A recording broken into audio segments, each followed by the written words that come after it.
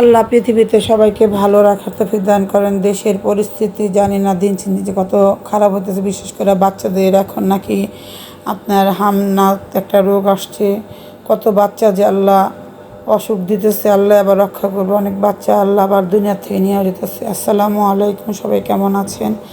আশা করি সবাই ভালো আছেন। আমি আল্লাহর রহমতে ভালো আছি। প্রতিদিনের মতো নতুন একটি ভিডিও নিয়ে আপনাদের মাঝে হাজির হলাম।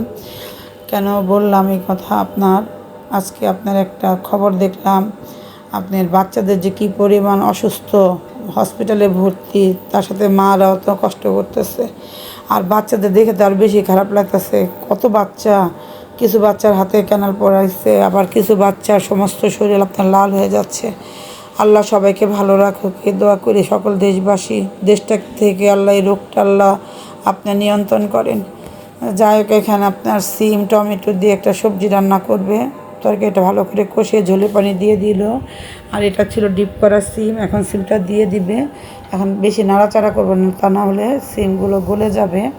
এভাবে করে বাসায় যারা ডিপ করে সিম রান্না করেন তাদের কাছে ভালো লাগবে। আর যারা এখনও আপনারা ডিপ কইরা খান নাই তাদের কাছে হয়তো ভালো লাগতে নাও পারে। যাক, এখানে প্রায় তরকারিটা হয়ে আসছে, নামানে রাখতে বেশি করে ধনিয়া পাতা নামিয়ে নেবে। আর এখানে সাজনাদের ডাল রান্না করবেন। কেন বললাম, খালি বারবার এই বাচ্চাগুলোর কথা মনে পড়ে। অবুঝ শিশু বাচ্চা, ওরা তো কিছু বলতে পারতেছে না। আমি যখন হসপিটালে ছিলাম আয়নকে নিয়ে 11 দিন, আমার বোঝা গেছে আমরা যে কত কষ্টটা করছি। আমার মেয়ে, আমি, আয়নের আম্মু, আয়নের আব্বা গেছে, পুরো অল ফ্যামিলি আপনার সাফাই করে আর কি। বাচ্চাদের অসুখ বিসুখ হলে আল্লাহ সবাইকে ভালো রাখুক, এই রোগটাকে আল্লাহ নিয়ে যাক। বা তা না হলে এখন ভালো চিকিৎসা করার জন্য টিকার প্রয়োজনে, টিকাগুলো যে কীভাবে আনবে শুধু উপর আল্লাহ বলতে পারবে। অনেক টিকার সংকট এখন। আল্লাহ সবাইকে সুস্থ রাখার তৌফিক দান করেন। আমরা সকল দেশবাসী ওদের জন্য, বাচ্চাদের জন্য দোয়া করি। সবার বাসায় তো বাচ্চা আছে।